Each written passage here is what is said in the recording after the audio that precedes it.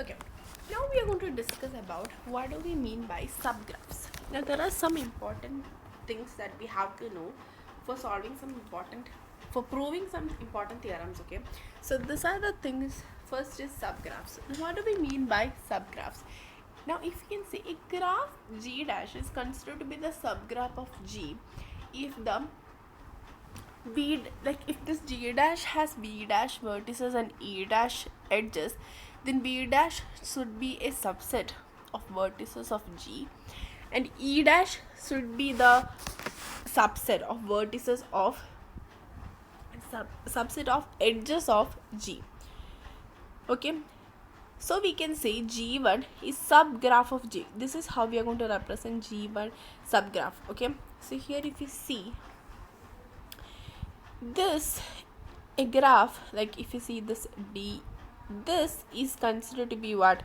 The subgraph. That is G1 is a subgraph of this G, if you see, because this part is this part here, right? So it can only be happen if the vertices here is a subset of the vertices here, and edges here is a subset of the vertex here, edges here.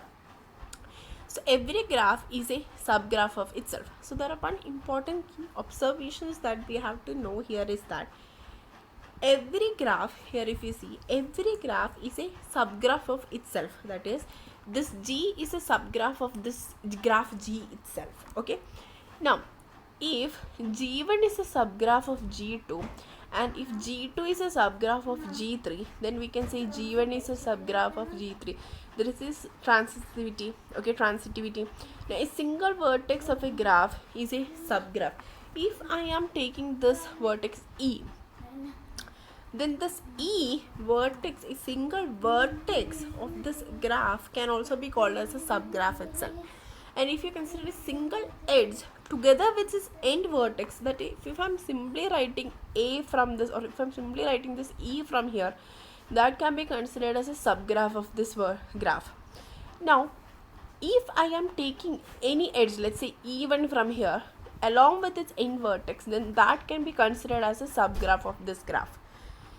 So that is what here, these are the key observations from subgraph. Okay, the first observation is that, first thing that you have to understand, that if G dash is said to be a subgraph of G, then that means the vertex, that is the vertex in this G dash, that is V dash, is a subset of V, E dash is a subset of E, and every edge in D dash has the same end vertex as in G. That is important. That is, whatever we take, whatever edges we have taken in G dash, and if you see the end vertex, that same end vertex should be there in the G for that edge. Okay, that is important here. And every graph is a subgraph of itself. And if I'm taking a single vertex, then that can be considered as a subgraph. If I'm taking a single edge with its end vertex, that can be considered as a subgraph, right? And transitivity rule, that if G1 is a subgraph of G2 and if G2 is a subgraph of G3, then we can say G1 is a subgraph of G3. This is transitivity rule. Then you have to remember these points also.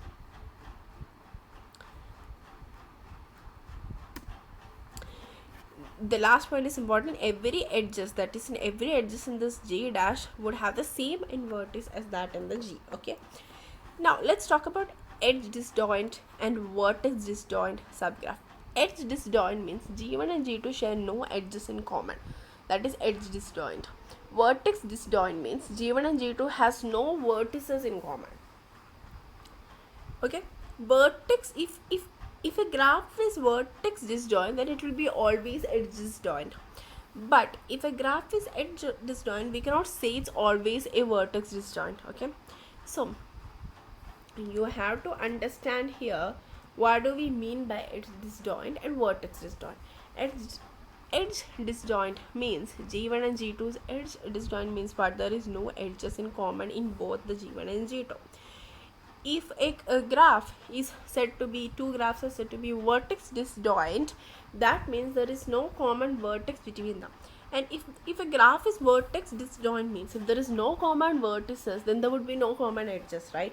So that means always we can say if a graph is vertex disjoint, then it will be what? Edge disjoint, as it will be something which is considered to be compulsory thing. But we cannot say the vice versa condition. If a graph is edge disjoint, then we cannot say that it would be vertex disjoint. That condition would not be considered here. Okay. Now let's talk about wax, path, and circuit. Fine.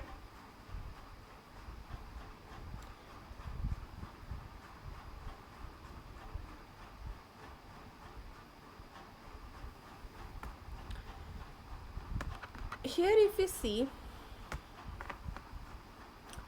arc is a finite alternating sequence of vertices and edges. A arc means what? There would be some sequence of vertices and edges in there.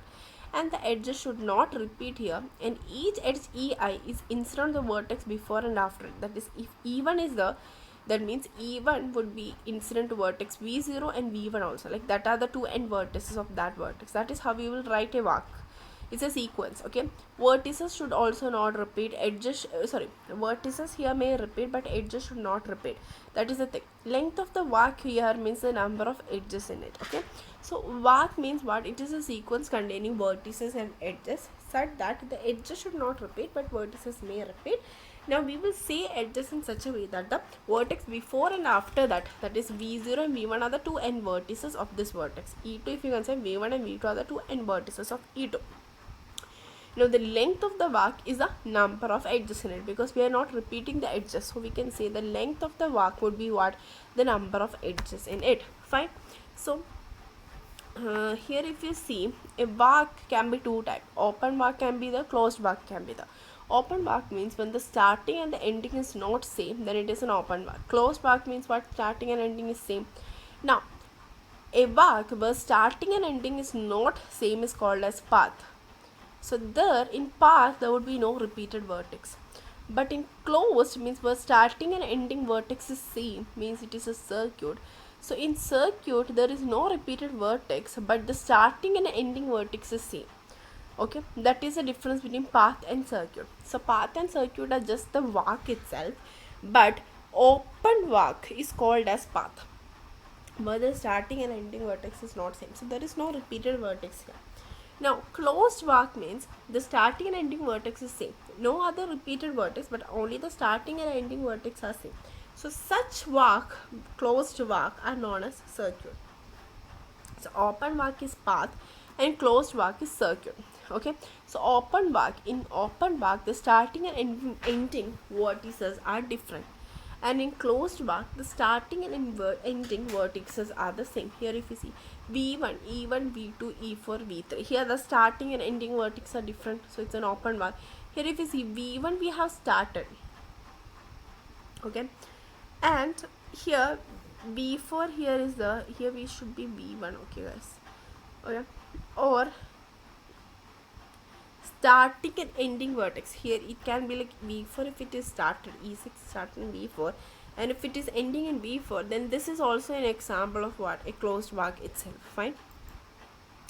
Now here if you see path we know it's an open arc in which there is no vertex which is repeating. That is, no vertex would repeat, and terminal vertex would have a degree 1 and intermediate vertex has a degree 2. A self loop can be treated as a arc, but it cannot be treated as a path. If you have a self loop, then it comes in the circuit itself. Okay, so you will see what is circuit in here. So a path means what? It is an open arc and there is no repeated vertex. So end vertex would be what? They will be having only the end, that is a terminal vertex, that is in the two ends would be degree 1, and intermediate vertex have degree 2. Now a self loop cannot be treated as a, it can be treated as a arc, but you cannot treat it as a path. Here if you see V3, E7, V1, E1, V2 is a path of length 3, because here we have E7, E1 and E3 edges in it, and the vertices is not repeating. So in a circuit means it is a closed arc in which no vertex repeat, but the starting and ending vertex would repeat. Here self loop can be considered as a circuit, like how we consider in the earlier example. In this, between this edge, if there are two vertex which is same, then it is self loop. Now V2 we have entered at V2, so it's a closed path circuit. Here V2 we have started, but here this is not a circuit because vertex V2 is repeating simply. It's not because here V2 is here, V2 is here, V2 is here. If it is only in the starting and ending, it is circuit. But here in here also this is repeating. V2 in between is also repeating. But that is not considered as a circuit. Here the vertex can repeat only at the starting and ending. Or if it's the case like self loop. Here if you see, this is the case where E6 has a self loop. E6 is a self loop, okay? So that can be considered as a circuit itself. But here if you see, no other vertex other than the starting and ending can be same. Here V2 is coming here also, here also, here also. This is not considered to be circuit because vertex V2 is repeating. Understood? So this is what do we mean by a path and circuit. Path and circuit both are walk, but path is an open walk and circuit is a closed walk. Understood? So this is just a summary of what do we mean by walk, open walk, closed walk, path and circuit. Understood? Repeated edges is not allowed in any cases. Both in path and circuit, both cases you are not allowed repeated edges. That is something which is common in both the cases. Understood? So here if you see, if you have a graph G, then you can create subgraph of it. A subgraph is a graph with same. It can be same graph itself, or it can be containing all vertices and edges of G. Now, we can create a walk. Walk can be path as well as circuit. It's like the hierarchy, okay? So it's an alternating sequence of, the walk is nothing but an alternating sequence of vertices and non-repeating edges, where each edge is incident with the vertices preceding and following it, right? Each edge would be like the end vertex would be the vertex preceding that edge and following that edge, fine.